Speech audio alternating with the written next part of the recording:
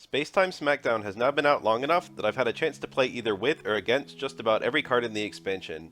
Overall, the power level of the cards is very good. There's very few bad cards, and the only card that's starting to feel broken good to me is Magnezone. And even Magnezone would be fine with the Magneton they introduced. It's only good because of how hard it actually exploits the existing genetic Apex Magneton, which isn't even new.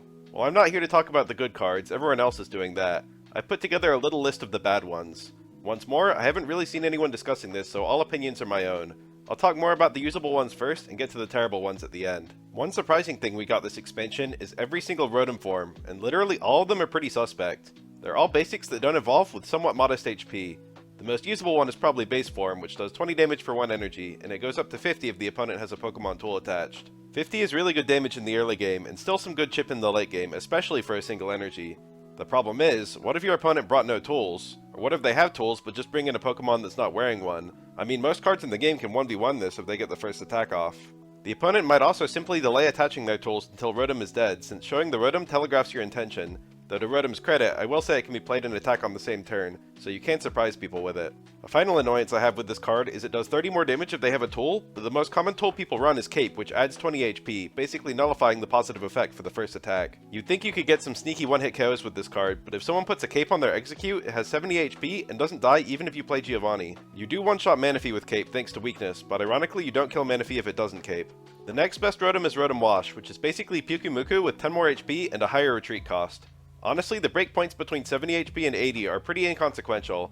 For example, it still takes 4 20 damage attacks, 3 30 damage attacks, or 2 40 damage attacks to kill, either way. So ironically, I think Pyukumuku's retreat might make it better, which is pretty sad since it's not a card anyone uses. If you're going for an early game attacker like this, you'd probably rather just use Farfetch'd, even in a water deck. Next is Heat Rotom, which coin flips between either 30 or 60 damage for 2 energies. I can't imagine a world where you'd prefer this to Apex Magmar, which is hitting a consistent 50 that can go to 80 with Blaine, and even that only sees occasional use in Blaine decks. This card isn't bad, but it's outclassed. Next up is Rotom Frost. This is basically Spiritomb that actually does decent damage to the opponent's active Pokemon, but the effect costs an extra energy. The main purpose appears to be setting up Cyrus to pull the opponent's Pokemon in, but between Lumineon, Greninja, Articuno, Palkia, Empoleon, and Gastrodon, Water isn't struggling to hit the opponent's bench. I think this one might be a little untapped now I'm thinking about it, but it looks unimpressive to me.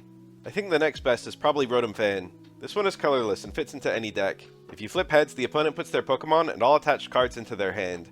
This is one of the most hilarious card effects in the game currently, and is shared with Apex Aerodactyl. If you don't know, if it's their last Pokemon you win on the spot, and if it's not, you at least revert it to its basic form, and also remove all of its attached energies and Poketool. But you don't do damage, and can't get any points with this card, so while the gimmick value is high, it's awkward when they just play the card again and start attaching new energies, and you've made no progress towards a win. Finally, we have Rotom Mow. This is the only one of the Rotom forms that actually looks outright bad to me. 2 energy for 30 damage on a Pokemon that doesn't evolve is really suspect, and I've never been impressed with the discarding energy effect, except when it has a 100% success rate, like with base Gyarados. It's amusing to think that all 6 Rotom forms could be viable if they just made a supporter card that's like, Rotom does 30 more damage this turn, or something like that.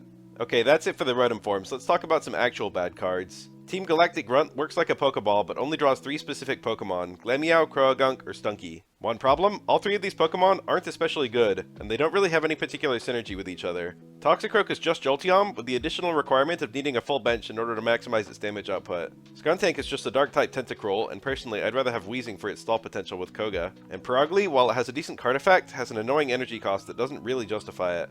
All of these Pokemon are okay, but having a special draw effect just for them is not really that strong, since none of them are win conditions. I have seen Grunt used in Garchomp decks alongside Glameow, where you can use the draw effect to thin out your deck a little faster. Having useless cards in a Garchomp deck is additionally not as much of a downside as it normally is, since they make good fodder for Reckless Shearing, and Glameow can even get an attack off once in a while if you need it and you're lucky.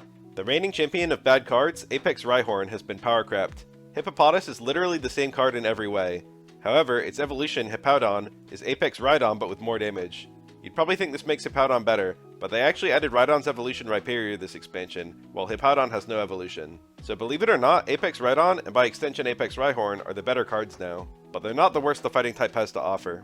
Behold Wormadam Sandy Cloak. This card actually has very similar attributes to Onix, except 2 new huge weaknesses. First of all, it's an evolution card, which means you need to have a Burmy to get it onto the field, and Burmy is a very bad card, which also introduces the possibility of getting killed before you can get your evolution off. The upside is that being forced to lead with Onix can be bad, while Burmy can get off the field more easily, and while I'm at it, Wormadam's retreat cost is cheaper than Onix. But the much more important point is that Onix has access to energy acceleration through Brock, while Wormadam doesn't. Onix can hit its attack cost in 2 turns, and if you spend both rocks, you even have time to put an energy on something else. 70 damage for 3 energies isn't even all that good. I mean, even just in the fighting type, Sandslash exists, and it hits these numbers for 2 energy. And both pale in comparison to Lucario, which can deal 60 damage for 2 energy, while also powering up your whole team. There are so many fighting type cards which all do what Wormadam is trying to do, but better, such as Stonjourner, which hits 90, or Grapploct, which has that cool knockback effect. Wormadam is slow, but doesn't have an advantage to justify its slowness. I suppose I should mention Mars. It's red card, but a supporter, which means it prevents you from using other supporters that turn.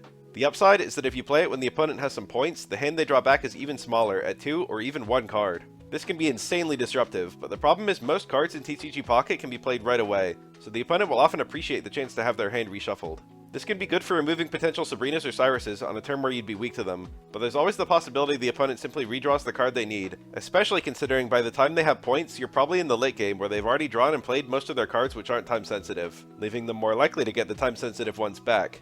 I think this card could be okay in a rushdown deck where you have an EX Mon that often dies early, such as Pikachu EX or Pachirisu EX, but mathematically it's usually bad. Carnivine is a really suspect grass type. You need 3 energies to attack, and once you can, it's coin flipping between 40 and 90 damage. Sounds like decent damage output, but the energy requirement and lack of evolution really knock it down. But the problem is, it's wildly outclassed by Dhelmise of all things. Across 5 turns of attaching energy, Carnivine does 2 turns of 0 damage, then 3 turns of 65 average. Compare Dhelmise, which does 20, 20, 20, 90, 90. Dhelmise being able to reliably hit Carnivine's cap is already nice, and combine that with the fact that it's not a sitting duck while building up and it just feels way stronger. Alongside Superior, they both need 2 energies to hit their full damage, but again Dhelmise is doing it reliably. And it's not like Dhelmise is some great card, it only rarely sees play in Superior decks and it doesn't exist at all outside them. These kinds of slow, energy-hungry cards are rarely good unless they can win the game on the spot, like Charizard or Gyarados.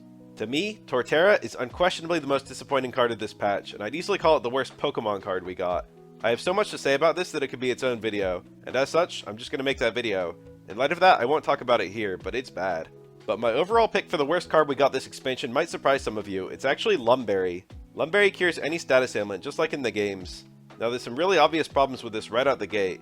First of all, status use is actually not widespread at all currently. The only good poison abuser is Weezing, which is a fringe pick on Darkrai decks. The only confusion abuser is Mismagius EX, which occasionally sees use on Psychic. Sleep is pretty much limited to Wigglytuff EX or Hypno, which were never very common. For Paralysis, the only occasional abusers were Articuno and Dedenne, which have both fallen off a cliff, and the only new user is Glaceon, which admittedly I think has untapped potential. And in playing Space Time Smackdown daily, I still haven't seen a single person run either of the 2 cards in the game that can burn you. I suppose this could change if the meta changes to become more status-centric, but even then, Lum Berry only activates a single time before it's consumed, when a lot of these mons have guaranteed status affliction. Preventing poison for 1 extra turn saves you 20 health, which is the same amount of extra health you'd have by using a giant cape. Now if you look at the text carefully, you'll see that Lum Berry actually cannot activate midway through a turn, only between turns. This means that if you do get paralyzed or put to sleep, you cannot simply use the Lum Berry to heal yourself that turn. You can attach it, but your status doesn't actually cure it until you've already ended your turn without attacking. This means you have to attach your Lum Berry preemptively, which also means you have to put it on if your opponent even has a chance of statusing you. If you put Lum on, and then the opponent misses their paralysis flip, it did nothing other than prevent you from attaching a cape or helmet. The fundamental problem with Lum is that it relies so much on what the opponent brings to be useful, and all of the moves in the game which inflict status are already balanced around their status, so you don't need to take preventative measures like this. The only times I've ever seen Lum in a competitive setting are on the 2 Pokemon that benefit from having any tool, Pachirisu and Skarmory, and both of them would much rather have Hat or Cape. I guarantee that once other tools are introduced, even those 2 will switch away from Lum. The only use case I can imagine for Lum is if a Pokemon automatically statuses itself as a negative side effect of a strong move, such as Self-Confusion after Outrage or Petal Dance. Decks running those Pokemon would doubtlessly run Lum to cure themselves reliably, but no such card exists in the game currently, and as such it's almost impossible to justify a deck slot for Lum. That's all I've got to say today. Torterra video soonish, I think.